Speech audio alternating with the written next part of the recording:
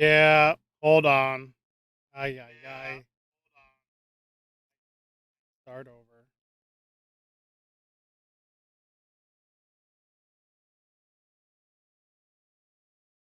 Mm, hold on, hold on, hold on.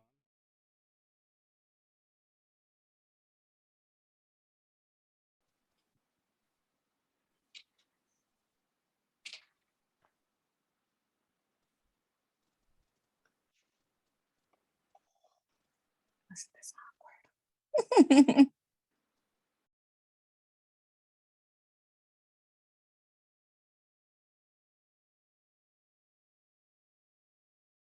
Cool. Let's try this again. I'm Val Pancakes, and joining me tonight on the stack, I have Ref Shiny Shoes. You can see Mr. Shiny Shoes donning the proverbial and literal stripes in New South, Action, Southern Underground Pro, and TWE, among a multitude of others. Please welcome Ref Shiny Shoes. You're my favorite wrestler. You're my favorite wrestler.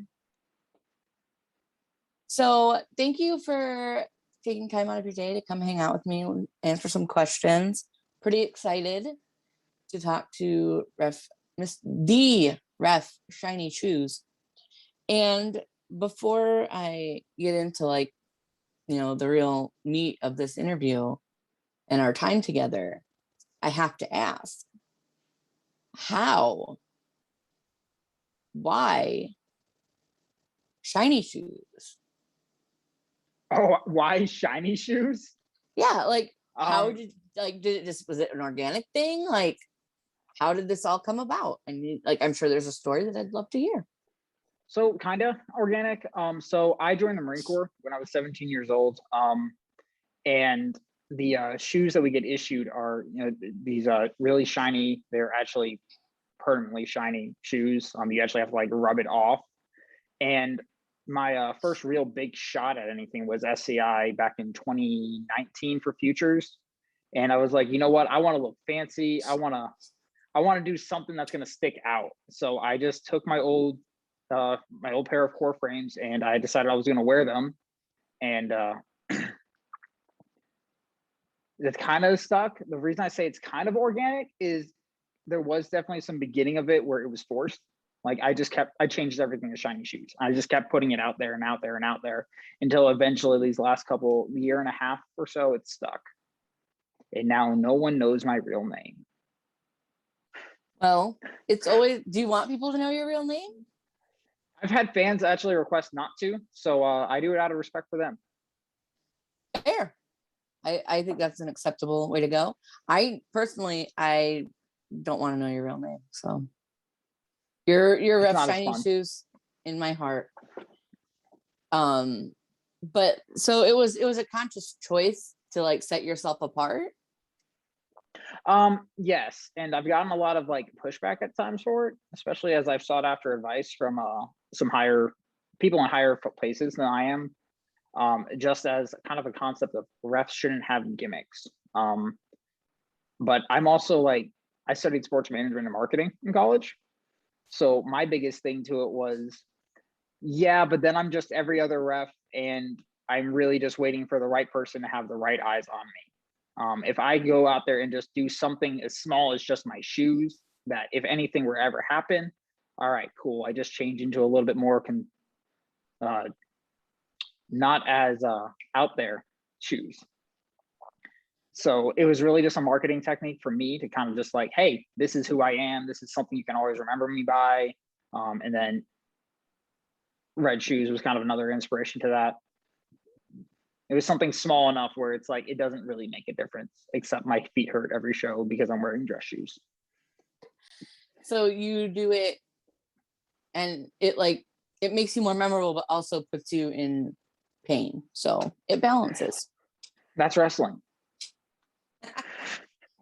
You're not the only ref with a gimmick though, or whatever. I don't think that that's necessarily a bad thing, but I'm just a fan, so what the hell do I know?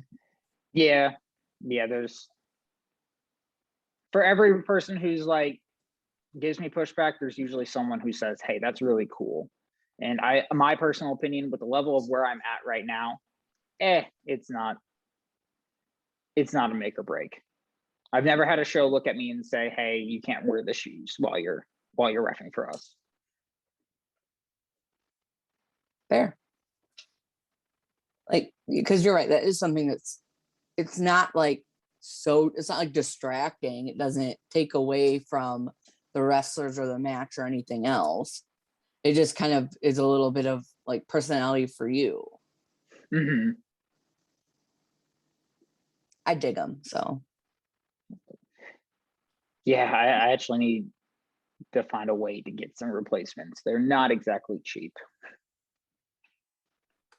So is there a GoFundMe for new shiny shoes? Or yeah, you guys can definitely DM me and I will hit you up with that Cash App, Venmo, PayPal, whatever you need.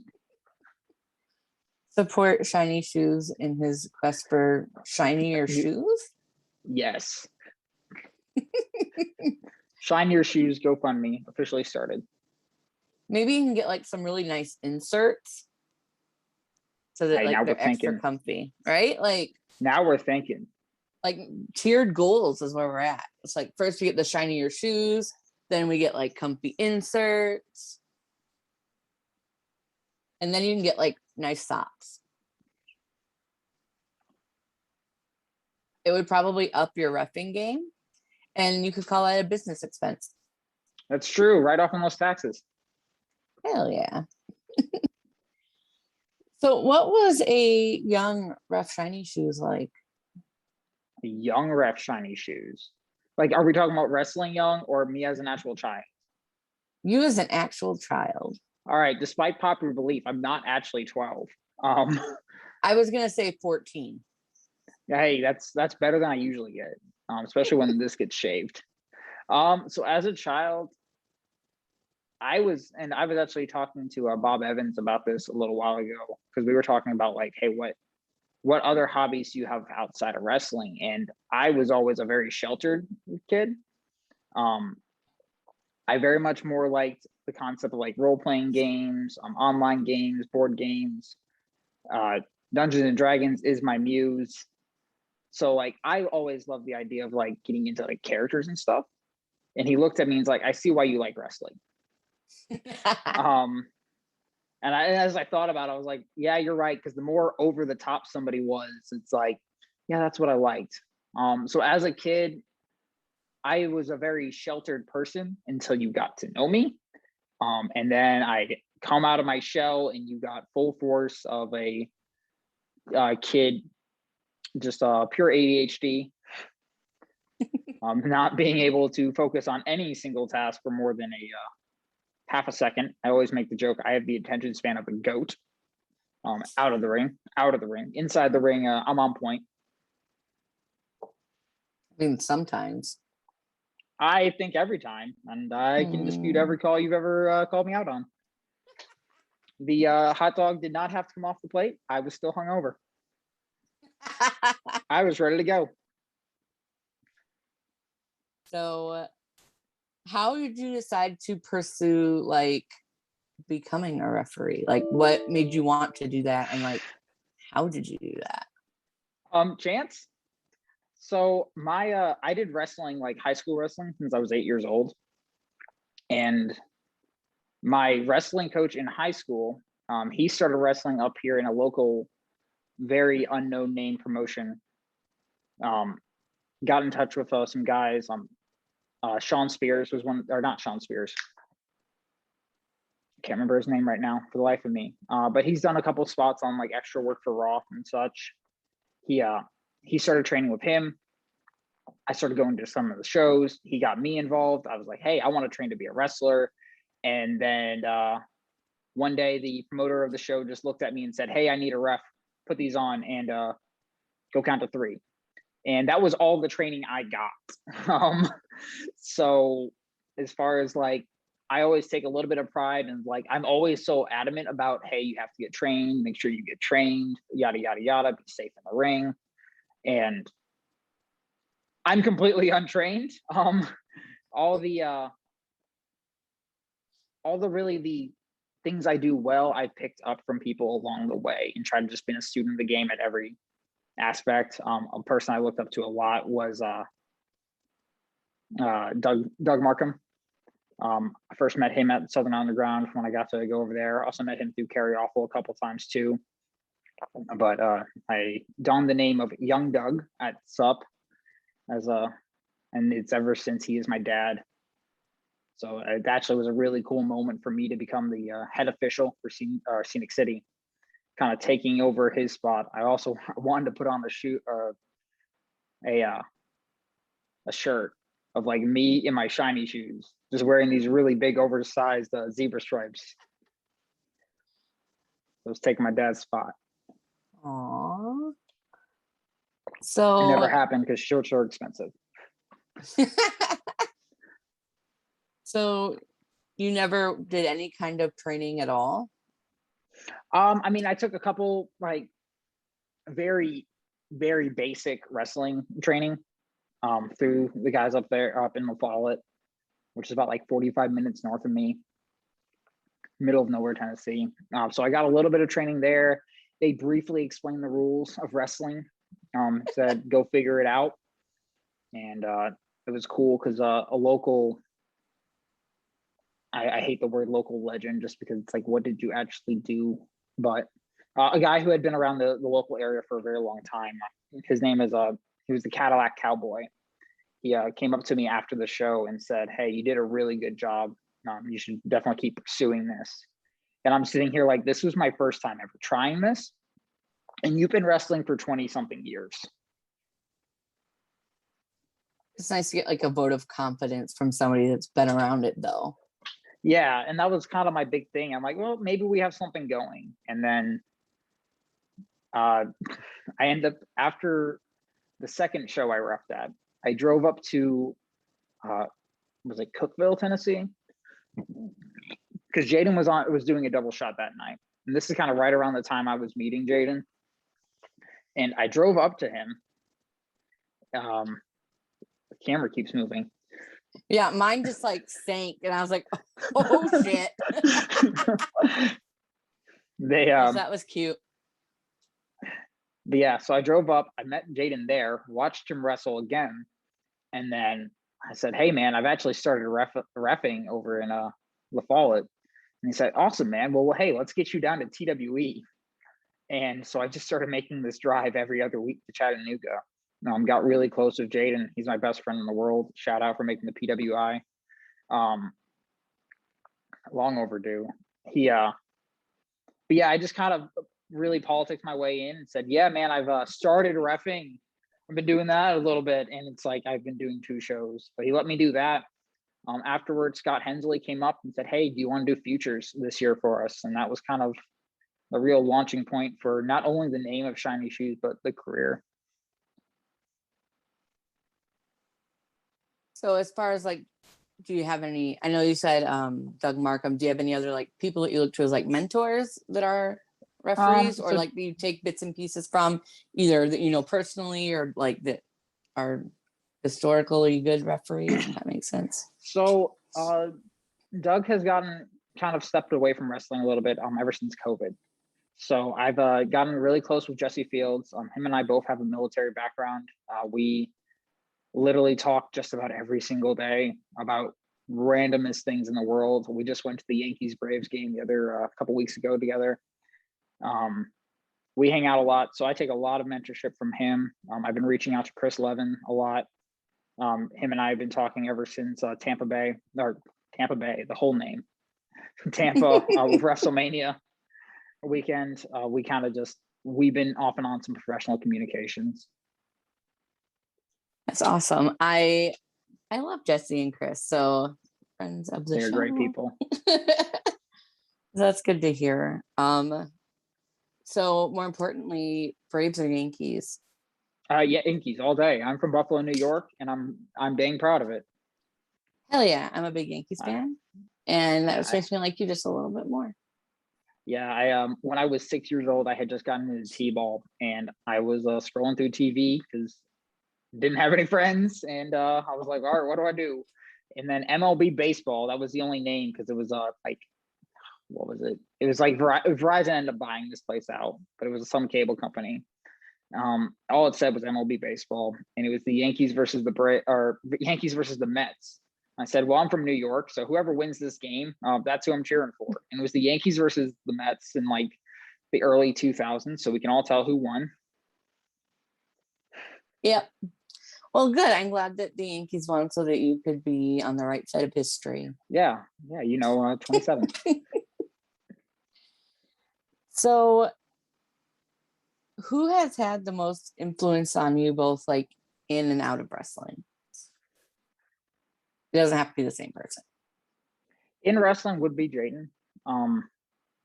We've actually, like I said, he was one of the first, because that school that I was at, they actually shut down, and I got greeted out the door with a handshake saying, hope I see you on the roads. This is 2 months later, after I had started working or training with them. So it was kind of just like, I'm not ready for that. What do you mean? But I had gotten close with Jaden, so I actually started, trying to do some follow-on training, at least being able to stay ring ready, and driving down to TWE with those guys. Aaron Wade was in that class.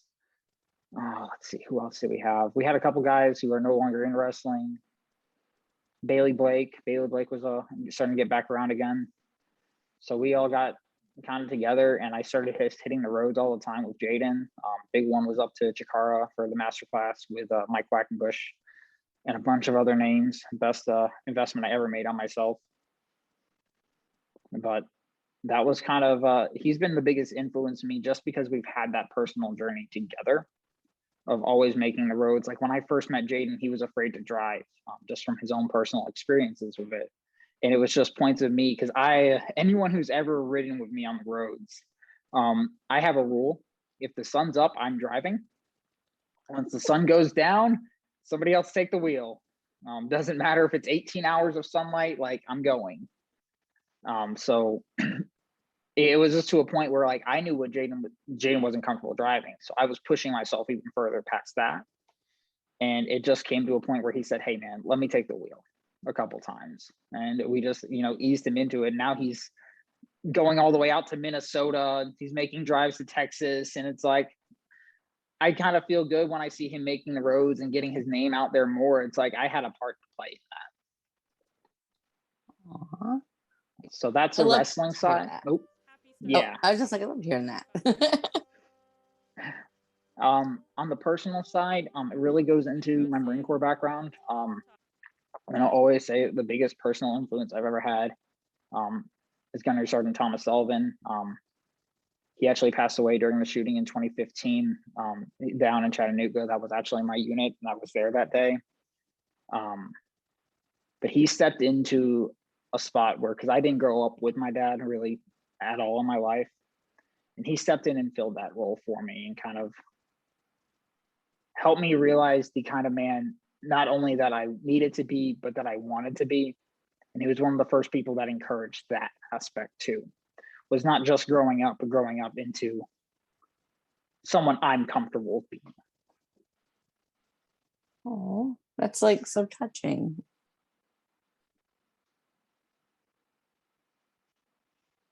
So as far as what are your future plans and dreams, and like what keeps you motivated again in the wrestling world and then in your personal life, if you care to share? In the wrestling world, they ask this question a lot at seminars actually, of like, what are your goals? And everyone's almost immediate answer is, I want a TV contract. That's actually never been it for me. I'm a very adventurous person, and my biggest thing is I want to go everywhere. I want to travel more places. I'm very excited that nothing's confirmed as far as whether or not I'll be working, but for the IWTV show in October, I will be driving up to New Jersey. So that's going to be fun. At least to be there, show some face and shake some hands, hopefully, because we're all vaccinated, hopefully get vaccinated. I'm staring at all of you. Ref Shiny Shoes is shaming you for not being vaccinated. Yes. Public service announcement. but yeah, that's always been my biggest goal with like wrestling. It's just I want to see more places. I want to be able to experience places too. That's kind of why we go into like with personal goals. I did recently retire from the military. I'm getting all the benefits that comes with. And now that that's kind of moved its way into my life, I'm trying to find myself into a position where I can get wrestling to be that second form of income, basically, that my full-time job is. So that way I can make wrestling more of a goal, more of a prevalent piece of my life. So I can have those more experiences to not just travel to places, but, you know, be able to say, hey, well, I don't have anything else to do. It's Saturday morning. Let's go visit someplace local in town.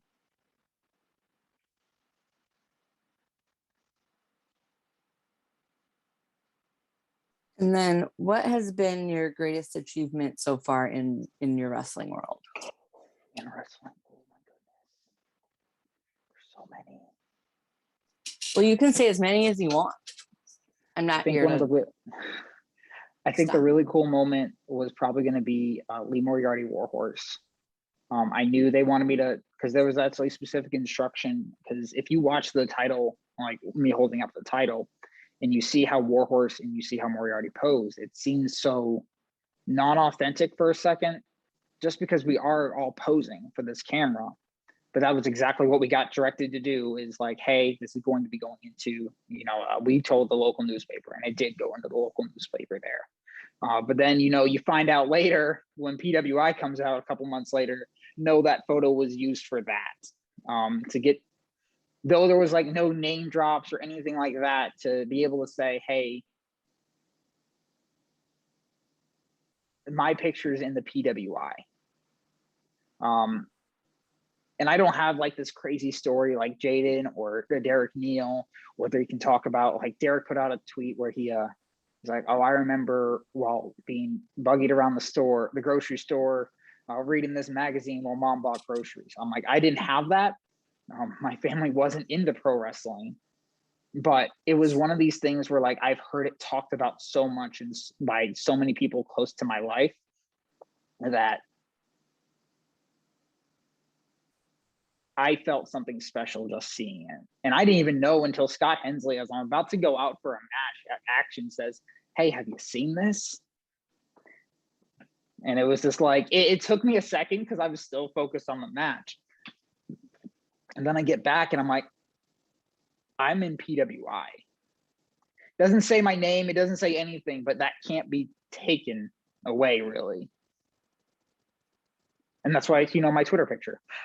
Yeah, I would be like, frame issue, like right. Yeah, I think that's probably like the biggest stepping stone for me, because that was a really big moment as far as like after that match, it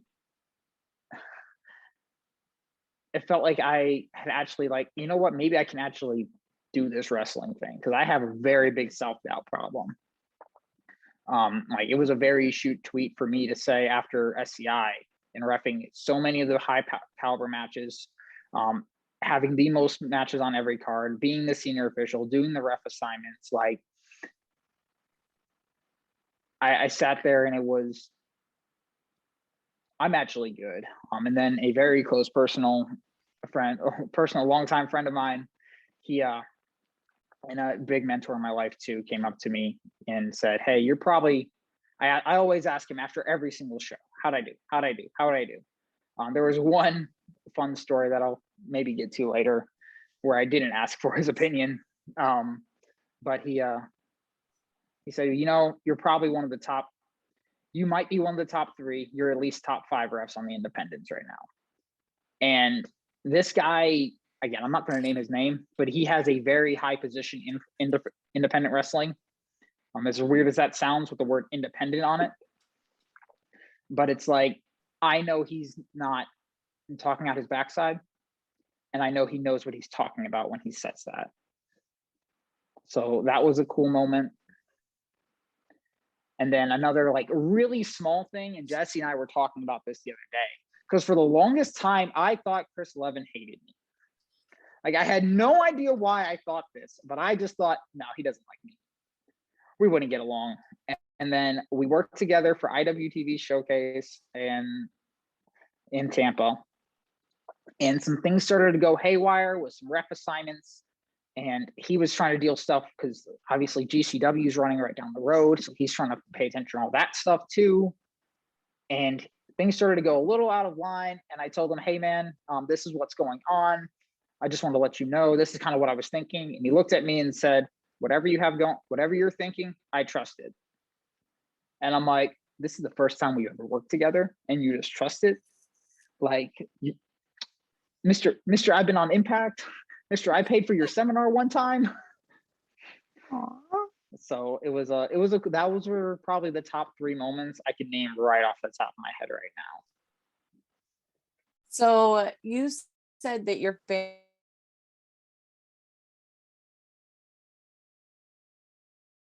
didn't high school wrestling. So I got into the high school team. Like I said, I didn't have many friends per se, and it was kind of like what everyone on the team was doing was watching SmackDown, and I was like, all right, I want to watch this. And then my mom said, no, you can't watch it. This is some shows on TV, American Idol, I don't know, making it up. And I was like, all right, well, I'm going over to grandma's, and I would just watch SmackDown every night there. My grandma eventually got into it. She brought me to a couple Raws. I think there was one year for my birthday, she bought floor seats for a SmackDown. I had this little old lady yell at me because I still brought a sign despite being on the floor. Looking back at it, I was like, that lady had every right to yell at me. You were a kid enjoying yourself. Yeah, that's what my grandma Unless said it was to her. last year. Maybe the year before. I don't know that anybody was doing anything last year, but yeah, if I was holding up a sign at a SmackDown last year, it would have been a little weird, because that means I would have been on a Zoom call and just holding the sign up. Yeah.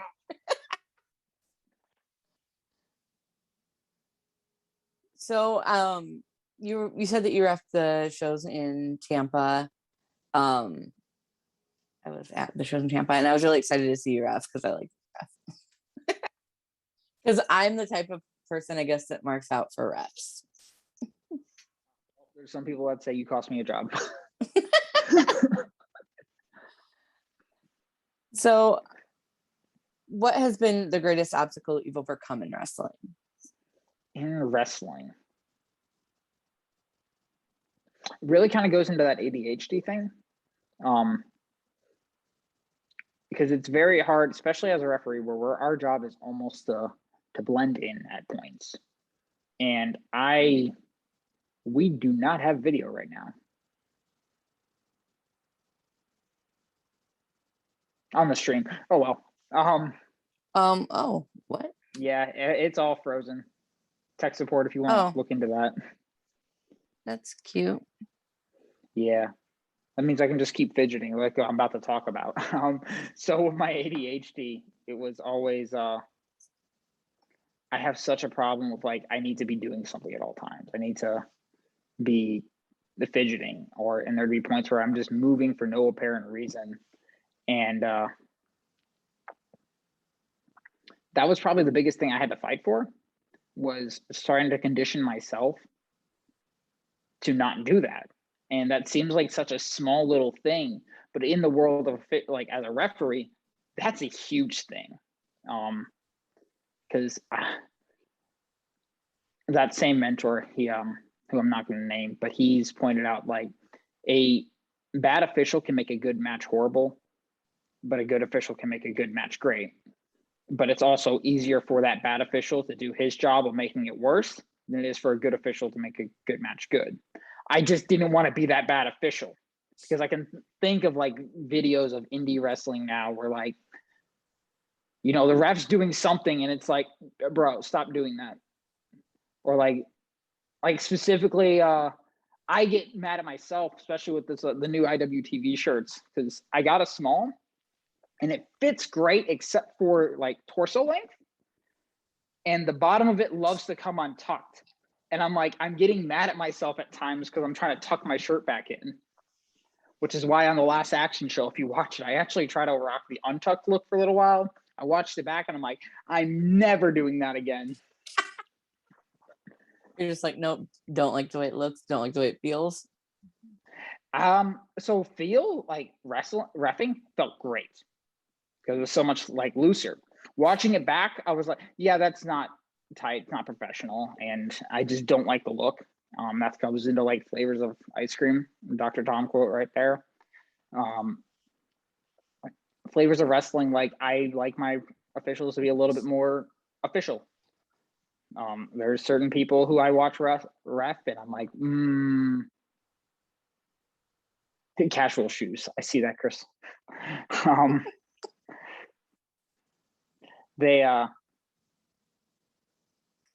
There's certain people.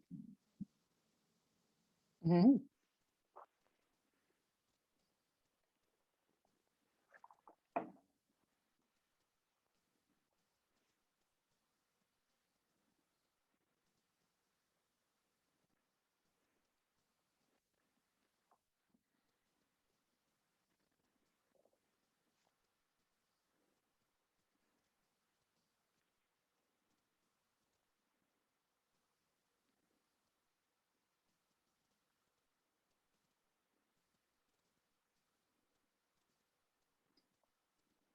Okay, so we're taking a mid-interview break to reset the video. If you guys want to hang tight for a couple minutes, in theory, we'll be back. The ghost from beyond has told us so. Spooky. I'm frightened. Me too. Mostly because I see myself twice.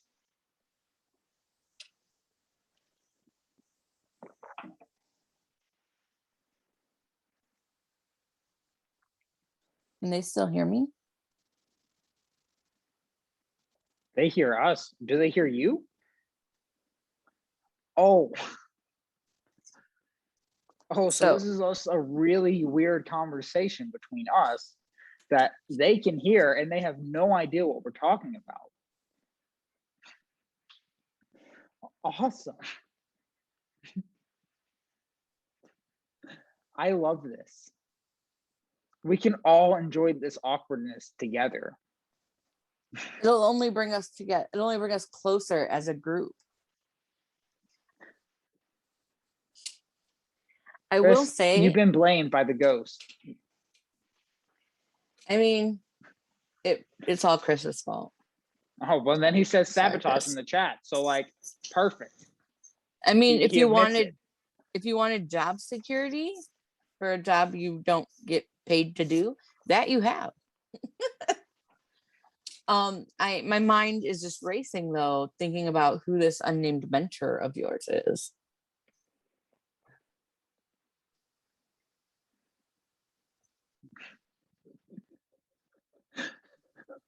This is great. Cool. I love this. Like, cause I'm actually watching the stream at the same time. So like, I've just been watching my frozen face. I'm frozen on something fairly unflattering, but also generally my face is fairly unflattering. So I don't really expect much. Oh, you're my favorite wrestler though. Oh.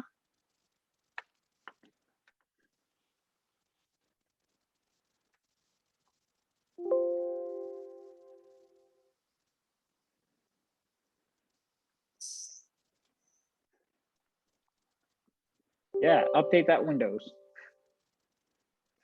We're updating. So Chat? yeah, I'm going through chat right now, just trying to They're see asking for questions.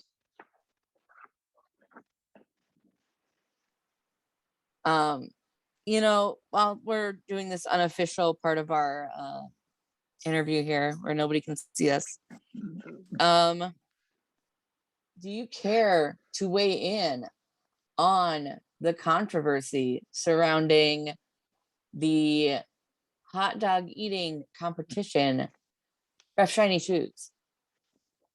I said this on Twitter and I will say it again. I was hungover. I really don't care for the crumbs of bread that was on the plate. If anyone wanted Steve Day to lose, it was me. I've left that man on the side of the road in Georgia. This is a shoot story. It was me, Jaden, and Ben Carter, and Steve leaving a show in Atlanta. We all were getting in the car. Steve was still paying. I don't know why. It was like 5 minutes of him, I guess, counting ones, whatever.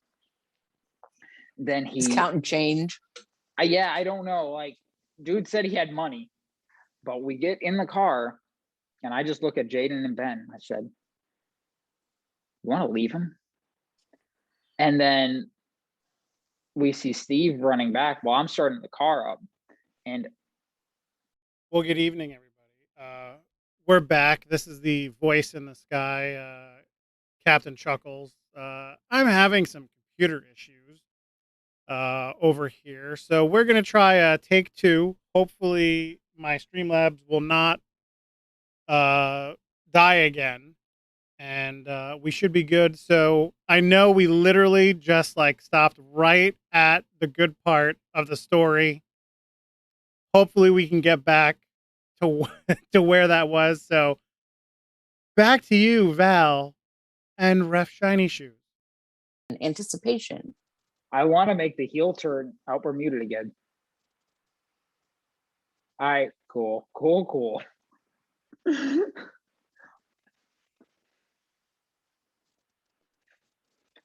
right, so you asked me if I wanted to finish the story. Deep down, Yes. I want to make the heel turn and just say, nah, but no. So we can, if you want, you can do it right at the end. So everybody has to stick around through the whole interview to hear it. Smart. We're getting back into that marketing. So y'all can stick around and wait till later and find out what Ben Carter, also known as Nathan Frazier, said about Steve J. Dun, dun, dun. Because it gets better, even what I said. See, like I got like just to the good stuff, but like not to like the aftermath. So you got to a very good part, but like the aftermath of when we actually finally pick up Steve, and I hear myself echoing. Yeah, I can hear myself too.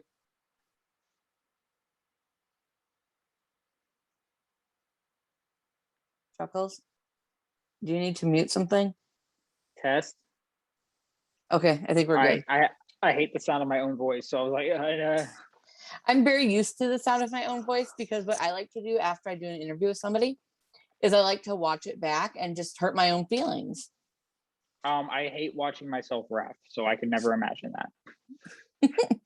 I just like to figure out like, what can I do better? What was like, especially if there was a question that came up organically that is something that I would like to use going forward. And to just, make myself feel bad. If I'm not going to do it, who will? That's fair. So, I always just send it to people.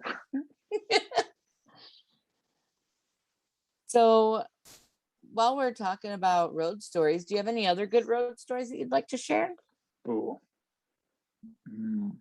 So I feel like we all know the legend that is the baby dragon, Aaron Wade.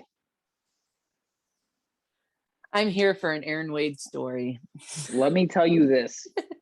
I will not tell you an Aaron Wade story because Aaron Wade cannot tell stories. He does not get to the point at all. My favorite is the video he did was actually pretty spot on about Rybaxel and like how they existed and they were a tag team.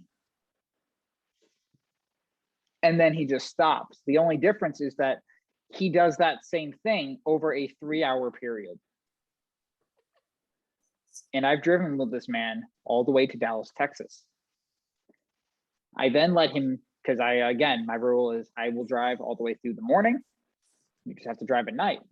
And Jaden was getting tired at one point too. So he said, Wade, it's your turn. And at that point, I could no longer sleep. Just because I have very bad things about people driving my car to begin with. And Aaron Wade has this thing where like, he wants to be all the way as close to the semi as he can.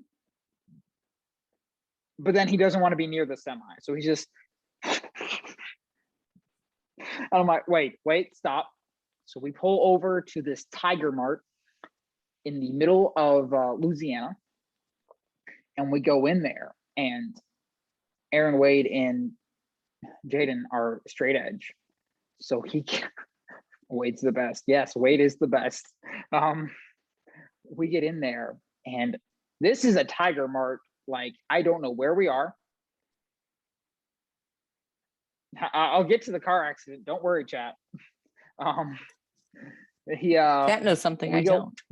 Yeah, he gets in there, and he just, in Aaron Wade style, goes, "Oh my God, it's a porn store!" Because they had a porn store and a liquor store right at the front of this Tiger Mart, and like some slot machines. It was like, this is Louisiana, baby. That's Vice City, dog. The car accident story was the first time I ever drove with Wade, and Jaden said, "Wade, you need to drive at some point. So we're going to a show in Alabama. This is my first time that I have wrestled in the state of Alabama, completely licensed. It's not a waste of $30. But we're driving there, and I'm trying to get relaxed. Like, all right, someone else is driving me. This is weird. I'm used to driving all the time. Jaden specifically told me, do not drive.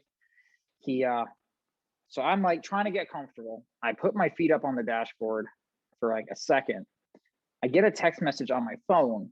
I look down, sit up, look up from my phone, and say, "Oh no," because I'm just watching in slow motion as we're getting T-boned or we're T-boning another car, because the way like this semi was trying to make a turn, this other car was trying to come across. We couldn't see this car here, so Wade's just going, and I guess the semi waved her through, and we just creamed right into her. She apparently worked at the Sonic we were next to. So we're like, obviously from the point of view we're like, hey, this is obviously not our fault. But the entire Sonic rushes out and it's like, what if she has her baby? She did not have her baby. No babies were harmed in the making of this production. But I think my favorite part, Wade gets out. Wade gets out and he just goes, "My car!" And it's having a full-blown panic attack. While I'm just sitting there like, at this point, this is probably, I would name the 5th time I could name that like I almost died. I just thought it was like, this has become a normality in my life. Of just like near-death experiences. It happens. This is why I always choose danger. And I'm just sitting there like, we good. There's police showing up. Can I get in your car, Jaden Cheyenne? I ain't about this. The Sonic. Yep, brother, you got to exchange that insurance information. They don't need me. I ain't trying to talk to them. So, Oh, I don't know Aaron Wade very well. I met You're him missing when out. I met him when I was at SCI. But from the brief interaction I had with him and from the stories that I've heard, I don't know if he's the type of person that can handle police well. You say Or please? No, police, like cops. Police. Okay, I thought you said fleas. I'm like, I don't handle fleas well. Come on. It's kind of cringy. No, Yeah. no, like, yeah, he just doesn't seem like the type of, like, that seems like a high stress situation. And he just doesn't give me the vibe that he does well in high stress situations. I could be wrong. Yeah. So his brother is a cop. So okay, well, so that's he's better. he's a little bit more comfortable than I with would have assumed. Which, like, thinking about that now, when I'm like, how is he not in jail?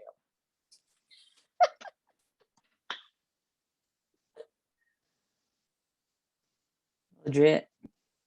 Yeah, Wade is a character. He is one of my best friends in the world. So he started hanging out with a certain individual who I don't talk about. He owes me money. but you should buy his merchandise so he can pay me that money. Ooh. I'll give everyone a hint.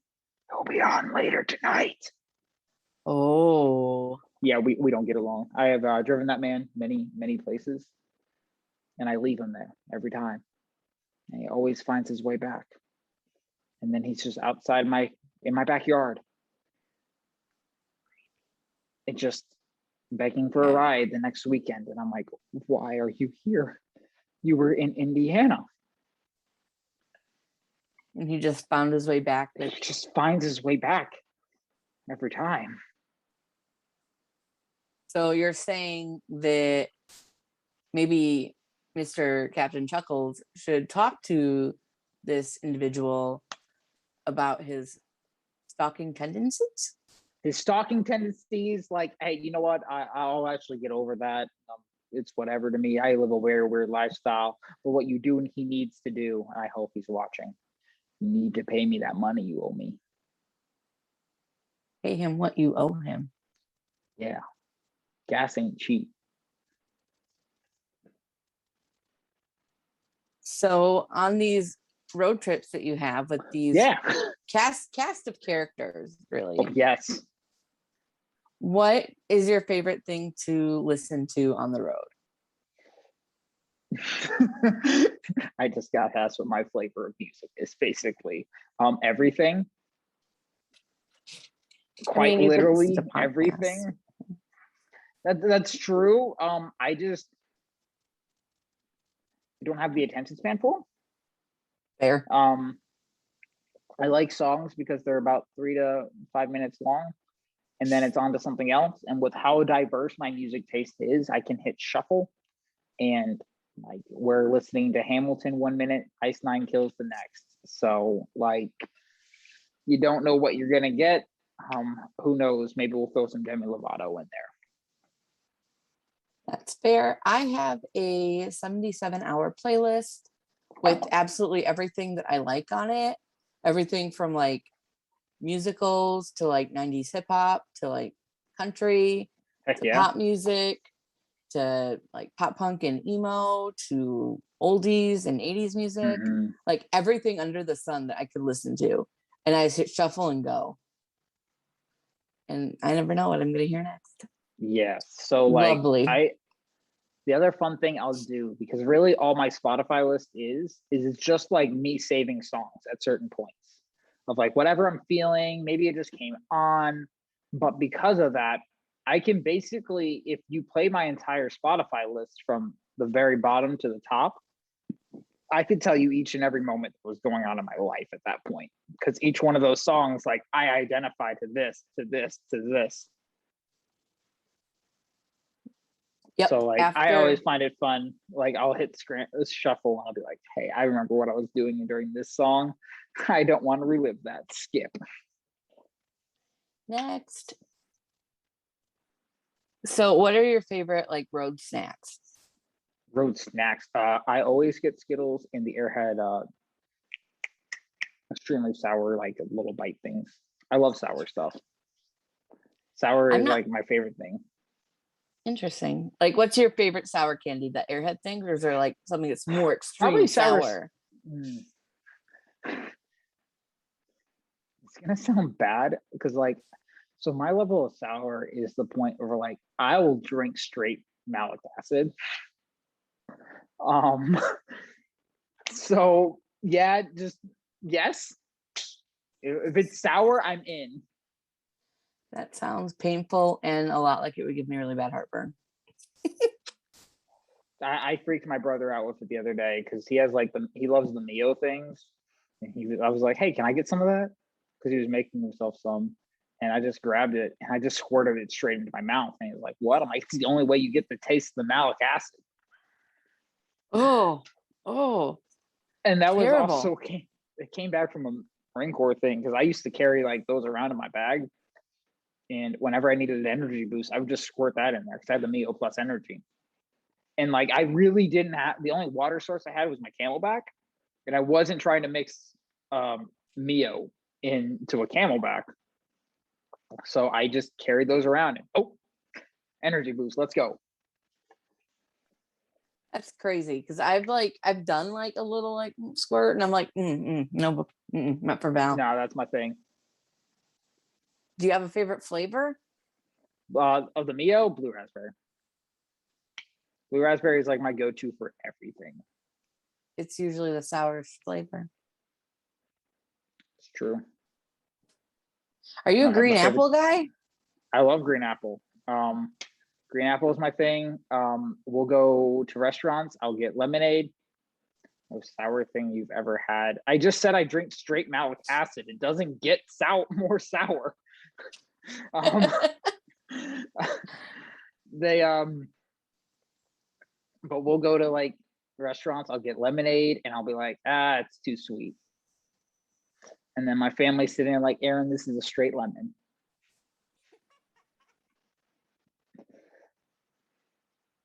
I don't know who Aaron is or why your family's talking to them, but that's fine. That's weird too. Whatever you want to do. Oh shoot. Okay. So as far as like your road buddies, it sounds like Jaden and Aaron Wade. Any other frequent flyers with you? The frequent flyers in the Shoesmobile. Shoesmobile. That's what we're gonna call it now.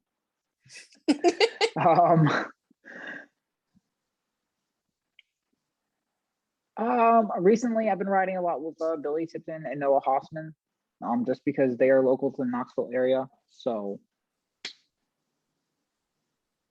that's a very convenient ride. Not really, because a lot of my road trips have just always been to meet up with them. It's really just the TWE kids. Aww. We're a pretty close pack.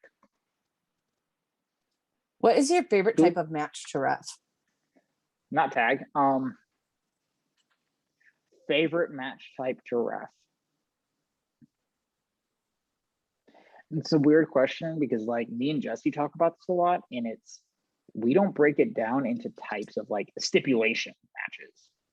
If you gave me a stipulation, I'm gonna choose death match every time because that actually is my muse of wrestling. Like I love death matches, so you're a death match guy. I am a death match guy. But we break it down into like some matches are comedy. Like what is its purpose on the card really? Some matches are comedy. Some matches are super technical. Some matches are super Southern. Some matches are lucha style and things like that. And that's kind of how Jesse and I, when we are talking about it. And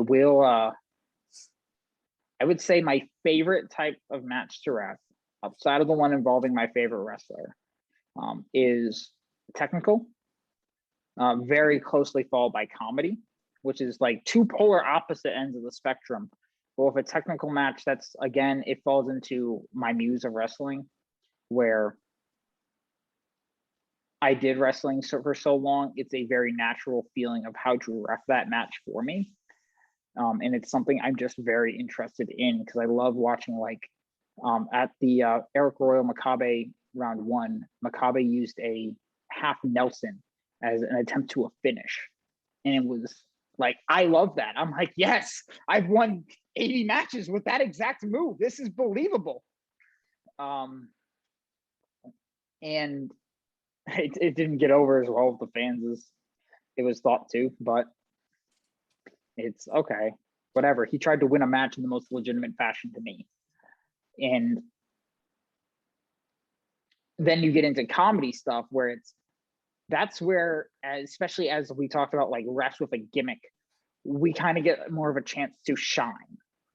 And me and Jesse talk about this a lot. We'll watch, like, if you watch people I always bring up the basketball example. Never at the last 5 minutes of a basketball game do you see a ref no, the turnover happens and he jumps out of his shoes, points down to the other side of the court, like, we're going that way. And it's like, it becomes this pinnacle event that the referee was able to narrate. And when you have comedy matches specifically, the ref has more of an opportunity to do that because it's not in such a serious light.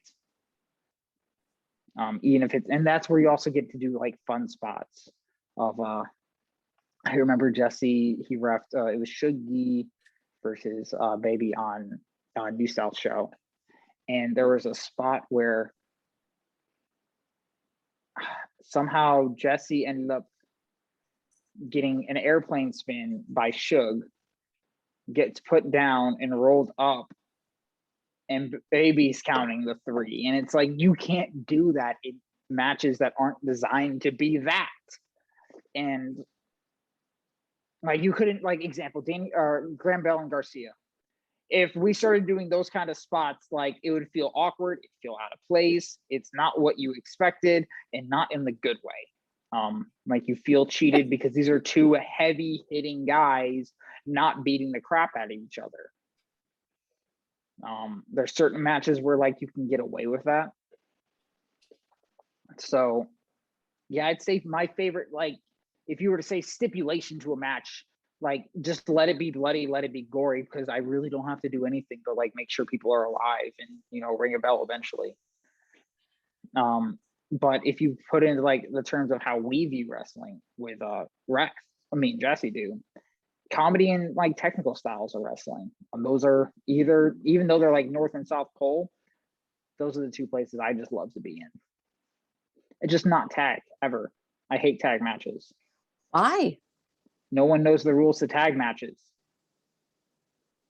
Like, there are points where I'm having to, like, reiterate to guys in the back of, like, you know, these are, like, I think a really big one in the South is to try to do the foot and hand tag. Like, that is not a legal tag. The rule book does say that there has to be your upper extremities that are being tagged.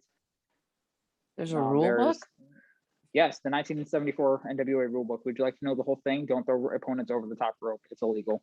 I mean, we can save that for another day. Yes. So there is actual, like, believe it or not, outlined rules of wrestling. And that is a legal tag. You have to be holding the tag rope. A tag can only occur over the top rope. And it's just like, tag matches have a lot going on, and they're just not my, again, it goes into, like, uses of wrestling. I don't like matches with multiple people. Interesting. So is there any person or people that you want to ref a match for that you haven't? Oh, I haven't gotten to yet. Like, top 3.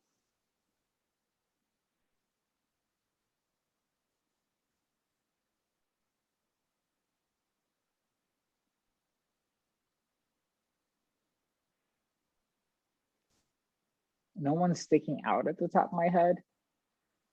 So you've ref for like everybody you've ever wanted to ref for. That's my thing. I know that's not the truth.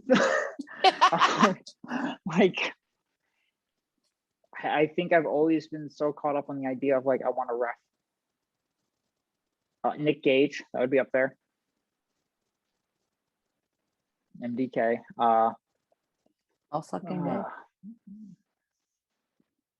I got to knock off Garcia at SCI. That was a really big one for me. We're both from Buffalo. 716 represent Bill's Mafia for life. Yeah, you guys can say with suspense. It's just me actually having to think about it, because there's just, and I'm trying to personally avoid, like, MDK is a big name, but I'm not trying to sit here and be like, you know, CM Punk, like The Rock. Off the Rock, Stone Cold Steve Austin, Ric Flair. Yeah, let's get that match in on my belt.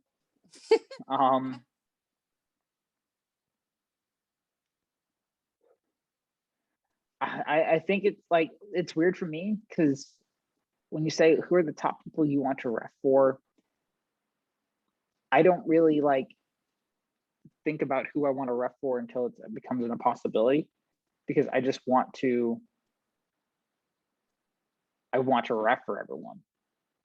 Like I said earlier at the beginning, was like, or I think we might have been talking off stream about it, and was like, going through the PWI 500 this year, because Jaden made it, and I said, hey, I have to buy a copy.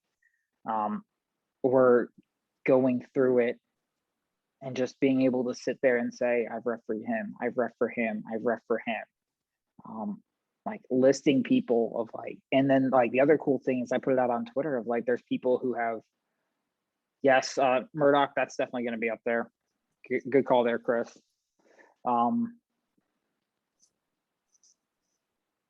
But there's a lot of those guys who have asked for me to be their ref too. Like Lee Moriarty, he asks for me every time he sees me. Makabe is like traditional. He has stated at the last SCI, he's like, if I'm in the Southeast, I want Shoes to be my ref. And I'm like, that's really cool, because I say you're my favorite wrestler to a lot of people, but Daniel Makabe is like probably 1 or 2 at all times. Just because he's that is literally my style of wrestling. As a personality, him and I are very similar people, despite the cultural differences. Like very big into football, soccer, very big into baseball. Like we get along into certain aspects outside of just wrestling.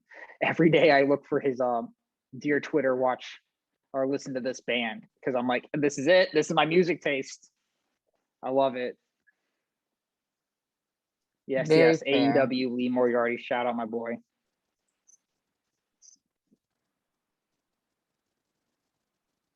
So what hobbies do you have outside of wrestling? Outside of wrestling, really the big one would be Dungeons and Dragons. I do run a group every week, or we try to. These last few weeks have been a little hard, mostly because some of the guys, they do train with the TWE crew, so I definitely try to avoid having anything go on that day. Just because it's just a personal respect for Jaded. I'm not gonna, even though it sounds like so dumb, I won't allow it to be a possibility for an excuse that I'm running a D&D game and that's why X didn't go to training. Aww. So that would probably be my biggest hobby outside of wrestling. So what upcoming shows are you going to be on that you can tell me Upcoming about? shows. Let's see. I know I'm really bad with these dates. I made the joke, like I live on a week by week schedule of like being able to just like, I look at the end of the week and say, oh, I'm there that week. I'm there that week. I know Action's coming up.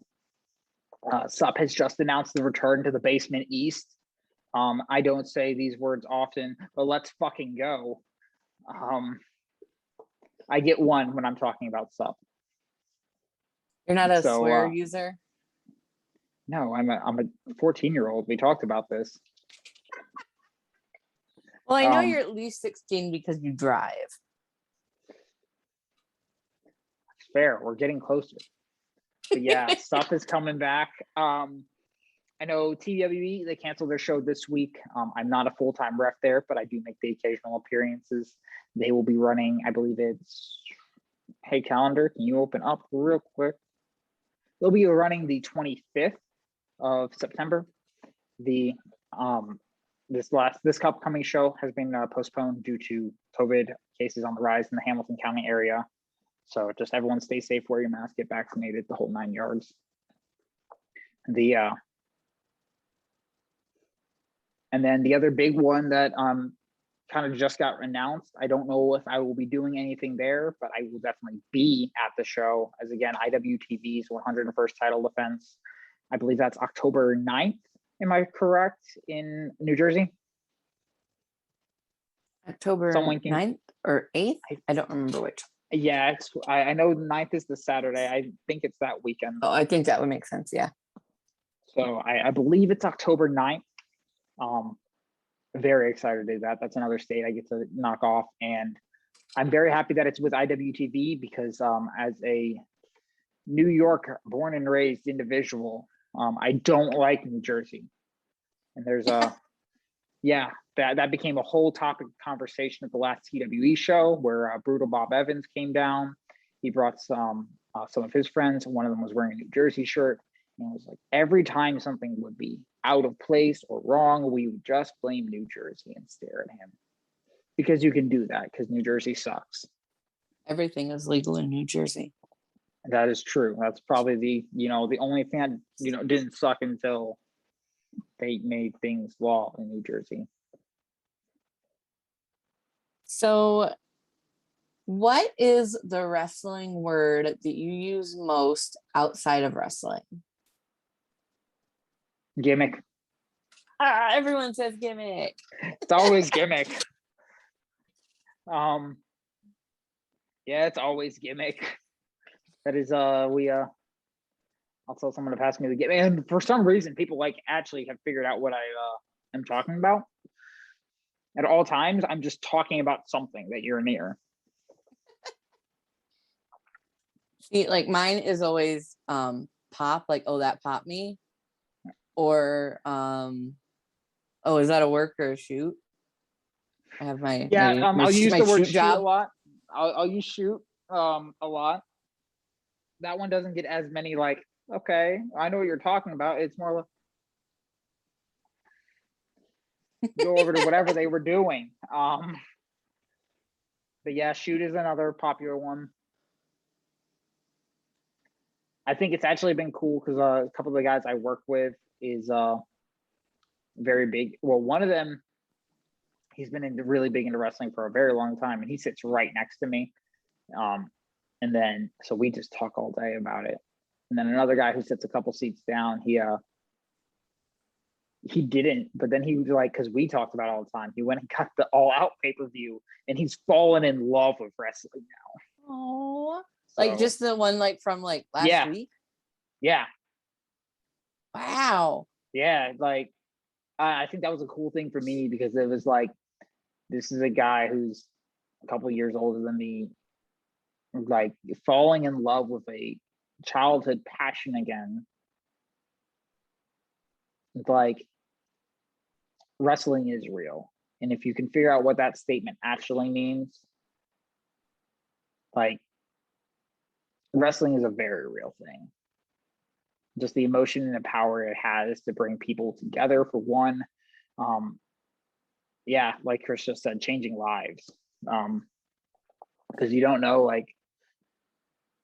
especially with the line of work that we do, it can get very stressful at times. We deal with a lot of hateful people, and it's, for safety reasons, I'm not going to go entirely into what I do for a full-time job. I get enough death threats on a daily basis. I don't need people to be able to see the face too. So, but they,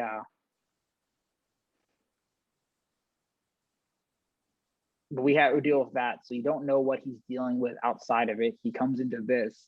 So to have an idea that he now has at least something in his life where he can direct his energies and attentions and have an escape, whether it's just for a couple hours.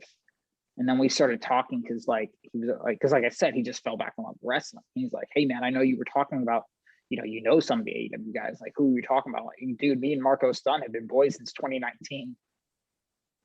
And I was like, if you watch AEW Dark, I probably have worked with half of that roster. So that was a really cool thing, having those bonding points. It's awesome to have that connection with people, and with people that are in this case your coworker, but strangers. Mm-hmm. I went to a couple of the last GCW shows that were in Chicago. I went to All Out. I lucked into a ticket because one of our local guys was gonna go and then couldn't go, and was like, hey, do you want my ticket? And I said, yeah, sure, I'll go. I'm not going to not go if I have a free ticket. Right. So I go, I get there, and then I end up connecting with a Twitter friend who had a suite. So I moved from my seat to the suite, and it was just in the suite, there were a ton of people I didn't know, but we all liked wrestling. And I didn't feel out of place. I didn't feel weird. We're all wrestling fans. And to have that connection with people that you're just meeting, or, even when you see somebody, walking around with an Orange Cassidy shirt, you're like, I know all I need to know about you. to know that we should be friends. Like, Right. And that's the thing I love about wrestling is like, especially as I've gotten to travel more, is like you get to see the different groups of fans of like, hey, driving up into, you know, the Philadelphia area, knowing those guys, or getting to work with around those fans, getting to go down into Alabama, work with those fans, Texas, out into Indianapolis, those kind of areas where everyone kind of has this different vibe amongst each other. And especially then you get started and go to like a show like The Collective or GCW or Mania weekends, those kind of things, where you're having these mosh pits of wrestling and you get mosh pits of fans. And it's just like, I don't even know how to really describe it, because you just have such a different inflection of like, these are people from all different kinds of walks of life, and we all just surround about one thing that is wrestling in the storytelling aspects that it involves in, and we can all just bond for that second. everybody from, you know, little kids to like elderly people to more alternative people to like total bros. Like, there's somebody from every walk of life that just loves wrestling. Yeah, and then it's like at the end of the day, all of that can get like, because I work in the wrestling industry of the Southeast United States. Like I said, the show is very backwater that I started at. I have seen the best and the worst sides of wrestling fans, to say the least. But it's like at the end of the day, we can all come back to the single point that we are that wrestling fans. And that's like, put all those differences aside for just 5 to 10 minutes, however long the match is, a couple hours out of the week. Like, we can just forget about whatever is going, like, because I post stream, y'all were talking, and I still had my headphones in, and you were talking about how like that emotional high you get after a show of like, oh, you know, I've been getting in wrestling for a couple of days, and then you get back to work and it's like, I had that very similar experience after SCI of like wrestling. I'm hanging out with the best people in the world, finally getting to meet you guys, and then I get back to work and it was a little reaction of like, nah. And I went to a show that Thursday that wasn't even on. Like, it was just like, I ended up having to do, I think it was, including all the SCI stuff, was it 9 shows in 14 days? Holy cow. Yeah. I just filled myself with more wrestling. So wrestling's a really cool thing. Yeah, it's definitely weird. Like I said, like you had heard earlier when we were kind of off camera, I went to Chicago. I went to half of Black Label, GCW Art of War Games, Epi's Big Gay Brunch, and then I went to All Out. And it's like, to go from such like a high where I'm like meeting all these people that I know from Twitter and meeting, you know, people that I see, you know, just at wrestling shows. I got to see some of my like actual friends that are my friends because of wrestling.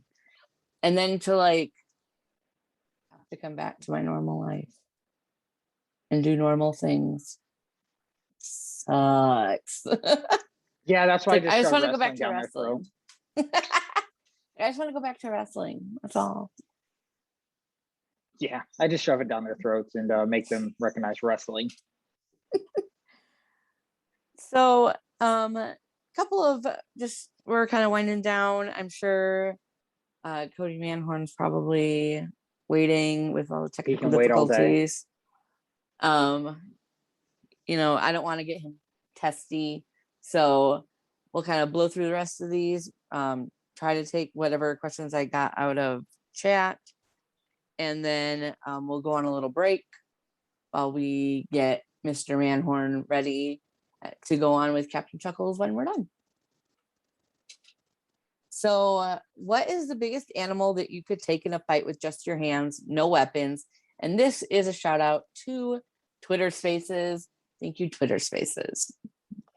I've been asked this question, and I'm going to give you the same answer. What is playing on? Oh, I have an ad break on my stream. I see. I was like, what is going on back there? I got asked this same question in a Twitter space. So I took the question from. I believe it was Ron Bass. I believe Ron Bass asked me. And I said I would gladly wrestle in a fist fight an animal called my favorite wrestler. And we're gonna leave it like that. I'm going to assume that your favorite wrestler is me. You. The answer is always you. Always I you. am a sub. I'm just not logged in on this computer. What do you mean? I literally gifted a sub last week. I'm literally at the top of your stream. Ref Shiny Shoes, #1 gifter. Don't Ref call me out Shiny like that. Shoes is the best. Shiny Shoes. So how do you take your pancakes? Drowned in syrup. Acceptable answer. Yeah, drowned in syrup. That would probably be the answer. That I'm a very big. I love going to IHOP after shows. Everyone else wants to go to Waffle House. And I get the steak, egg, and me and Jaden have the exact same order, and we order for each other, and it's hilarious. Well, because we're saying the exact same thing. But so I think every time we go, I'll always get the New York style cheesecake pancakes, just because I love cheesecake, and they throw strawberries on top of it. Yeah, I just got those as my last meal when I was in Chicago. Good. Right? Excellent choice. And then kind of the marquee question of the bald monkeys. I'm just gonna this has been built up to me, so you need to build it up for everyone else too. Yeah, no, we're gonna take you on a journey. Awesome. Like put in your mind. So yeah, I'm just gonna keep talking about it because it causes more delay, more suspense. So you're hungry. You're like, I kind of want something sweet. You go to the store and you're walking around and you're like, you end up in the cookie aisle, and in your head you're like, cookies are great. I love cookies. And there's so many options, and you decide, no, I'm gonna go with America's favorite cookie, which is the Oreo. And there are so many varieties, different flavors, different types, but you want to go with the OG classic, like chocolate, regular cream filling, but you still have options, right? Because it's not just that. So you can pick. Do you go with a single stuffed Oreo or a double stuffed Oreo? I'm going to hit you with the answer, and then I'm going to drop you with the controversial Shiny Shoes fun fact. All right. So first and foremost, to answer your question, I'm a very single stuffed person. However, I have a very double stuffed appetite, and I ain't cheating myself. Okay, we're going double stuffed. Hell yeah. Hell yeah. Now, controversial fun fact, it probably ain't going to be the OG because Shiny Shoes don't do chocolate. We're doing the vanilla ones. You like the golden? I don't like chocolate. That's so weird. Chocolate's not my thing. It is. Whatever makes you happy. Yeah. Chocolate's not it. Chocolate has always been like too sweet to me, or it's too bitter. It's never I can find the in between of like, huh. So what you need to do is you need to go and try to find like different percentages of chocolate and find one that you like. No. If you ask like probably, half of the people in this chat, I have a hard enough time counting to 3. I've watched you work before. Yeah, I have a hard enough time counting to 3 most of the time. I don't think we need me to try to count how much chocolate is in chocolate. No. It says on the label. You just have to look at the label. Yeah, I'm a Marine. We don't do that either. So have somebody help you. I want I want you to go on this journey where you find a chocolate that you enjoy. We'll try. So now I'm gonna hit some questions from chat that I got earlier, and then we'll wrap up so that we don't keep Mr. Manhorn waiting any longer. Sounds good. So somebody had asked, how long does it take to shine your shoes? How long does it take to shine my shoes? So it is supposed to take no time because, like I kind of explained at the beginning, these are Marine Corps issued. They are literally pre-shined and stained like that. Now it takes me like 30 minutes because that has started to rub off. The new action canvas has a very hard time about bleeding the yellow onto the shoes. So I have to scrub that off. I have to do some pre-ritual, because you can't just use shoe polish on these things because they're not designed for that. To get the shine back into it, I have to do some intuitive measures to try to take care of it. But again, you know, this could all be fixed if you guys just hit me up for some PayPal, Cash App information. For some new shiny shoes. Do you have a specific brand of shiny shoes that you prefer? So I actually would prefer the Marine Corps issued core frames because you don't have to do anything.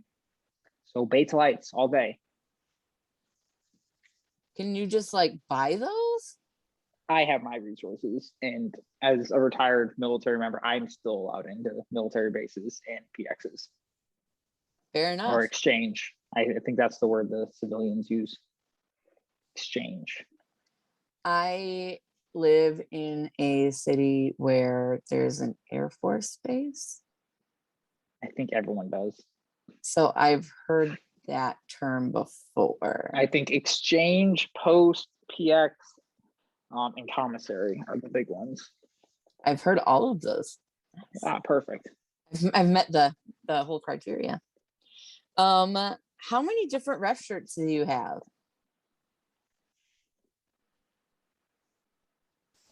I have a black polo for GCW. I have 2 pairs of the zebra stripes. And then I have obviously the IWTV shirt and then the new Southlands. So I also have the Kapow one that I never got to use. So 6. Kapow made shirts and then shut down. So that's the story to that. Oh.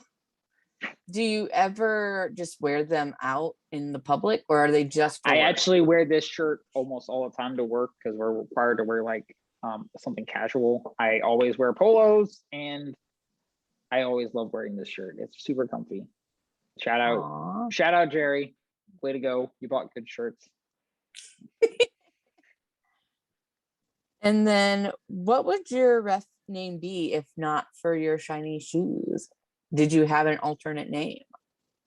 No. No. Like Ref I said, number 3 or? Yes. Create a referee number 45. I don't know why I said 45. I don't like that number, but we'll figure out something better. Fair enough. 42. Mariano Rivera. There we go. Hell yeah.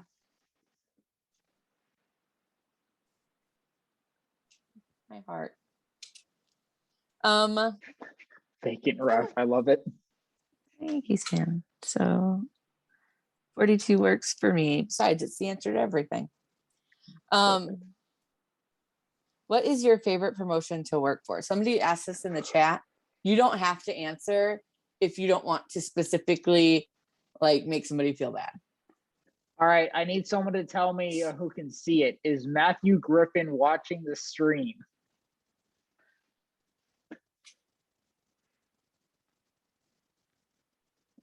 Anyone I don't can see him in chat. All right. So we can now, if I've just found out from Streamlabs, I can catch all backlog on YouTube at youtube.com/c/thebaldmonkeys. So he could watch this later. But my all-time favorite promotion to watch, to work for, as much as I want to say TWE, is actually Subgraps, and will forever be Subgraps. Aww. Because there ain't no feeling like the Basement East. Aww. And then Now y'all better not rat me out. I literally just plugged you on your own stream, so I don't know who I'm plugging to after you plugged yourself, but I plugged you. So the other question that I caught, and I don't know if I've missed any, so my apologies if I've missed your question, or Mr. Shiny Shoes. Do you have like a favorite like type of sock that you wear? Do you wear dress socks? Do you wear athletic I socks? always wear dress socks. Aww. I wear dress shoes. I feel like it would be weird if I started if I wore athletic socks. Would it be more comfortable if you wore athletic socks? I don't know. But I'm also weird. And this was a habit I developed in the military of if I wear my boots or if I wear the core frames themselves where they're actually supposed to be worn, I actually wear 2 pairs of socks.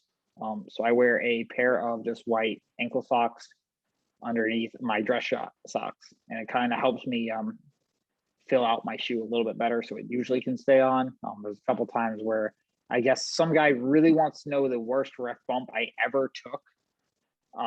So, you know, there's certain bumps where my shoes do fly off my feet.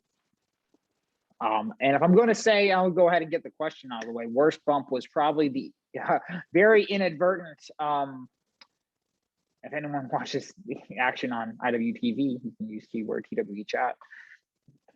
I'm going to plug both shows at once. There was a spot where Alanis had the opponent, yes, the nut shot, had him up on my shoulders, and they went to do something, and an arm drag occurred, and he took the arm drag, and his heel just went right into my not so fun spot. And I honestly looked around and was trying to hope that Grandpa was watching it and was going to wait for him to come finish this match. And I had to lay there for a second and say, he's not coming. I have a job to do. And stand up and get through it. I think the second close one was the near gore I almost took. Came very close to being gored by a certain rhino. Yikes. But yeah, those are probably the 2 worst ones. Rhino's a very heavy man, and he did run all the way through, but he just, pulled up before it was a gore. Yeah, that if sounds it was a terrifying. gore, if it was a gore, I'd still be on the ground. I'd be torn in half. There'd be no ref shiny shoes for me to talk. No, there would not. I would still be dead in the JC Arena of Huntsville, Alabama.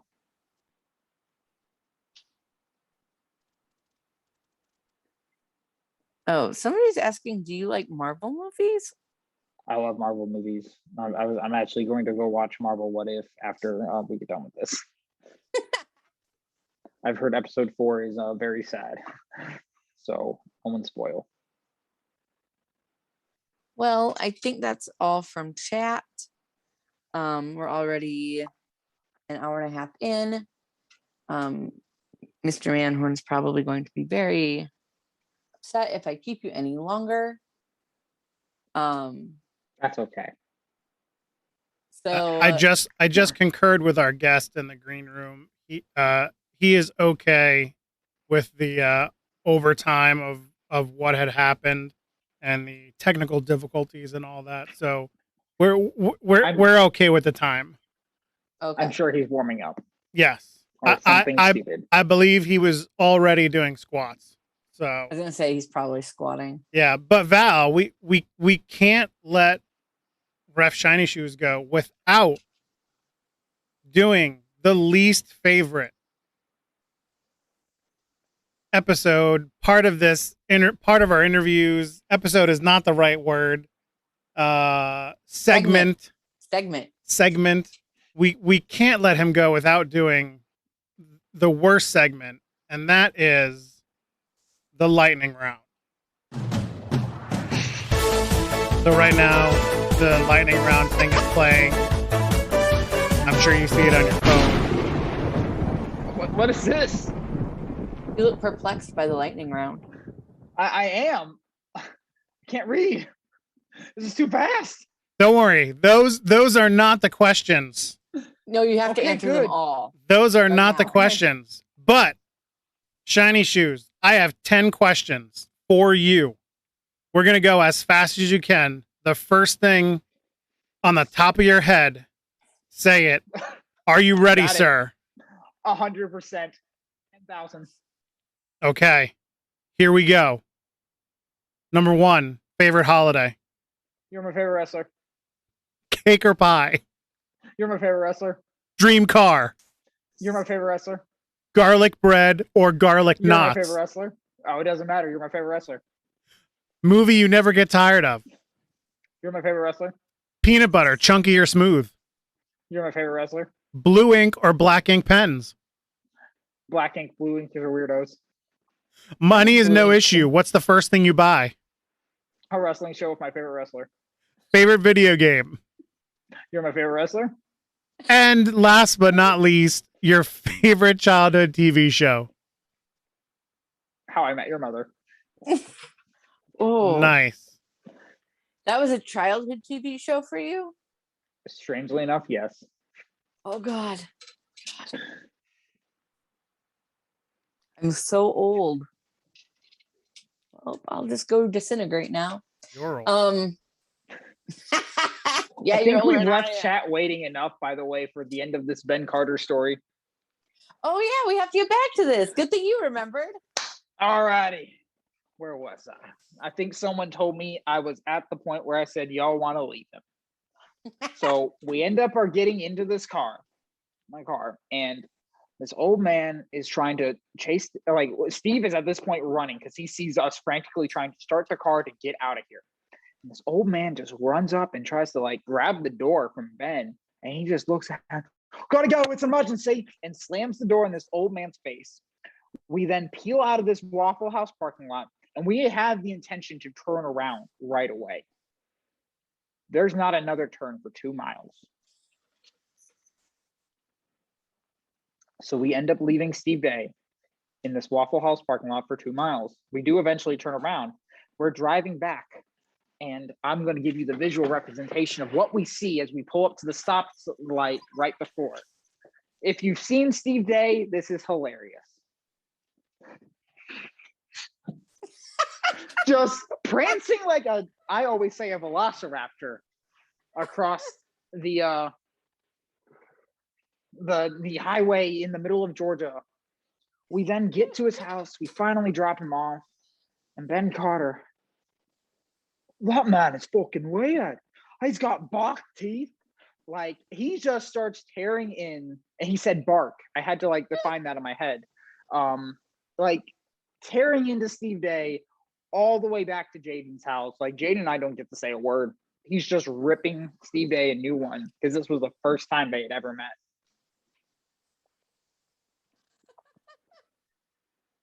I have some wild Ben Carter stories. That just means I need to have you on again sometime to tell them. It's great. Story time with Rough Shiny Shoes. Oh gosh. Let's make it Aaron and Wade version too.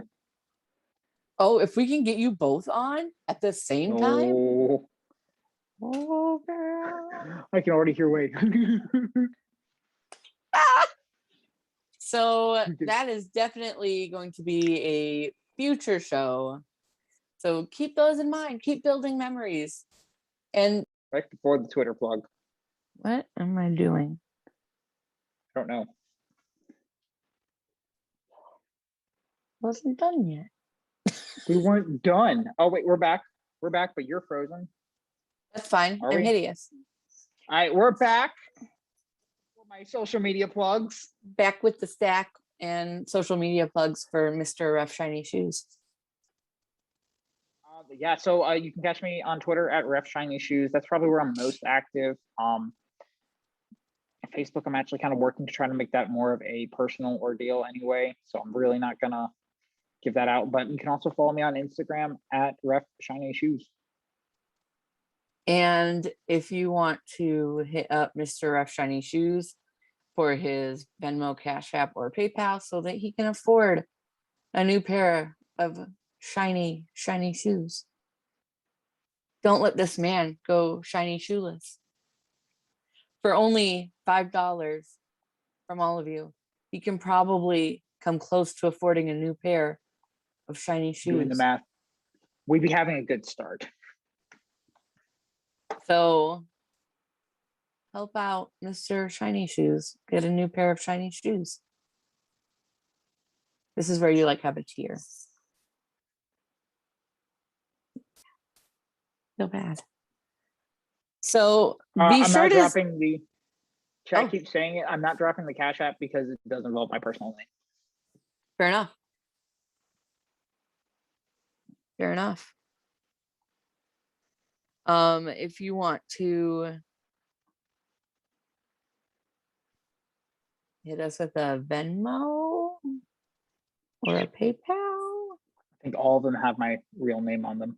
Oh, fair enough. Well, if you send, I believe we'll have to set something up with Christopher. If you wish to donate to the Ref Shiny Shoes Shiny Shoe Fund, reach out to me, reach out to Christopher, reach out to Chuckles.